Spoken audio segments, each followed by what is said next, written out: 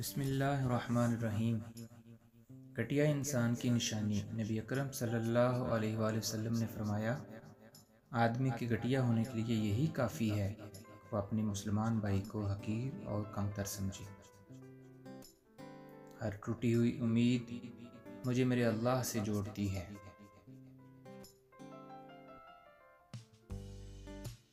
हर हाल में अपने रब के एहसान का जिक्र किया करो। वो लोग जो किसी का बुरा नहीं चाहते, अल्लाह ताला उनको ऐसी मंजिलें अता फरमाते हैं कि जिनका इनको गुमान भी नहीं होता।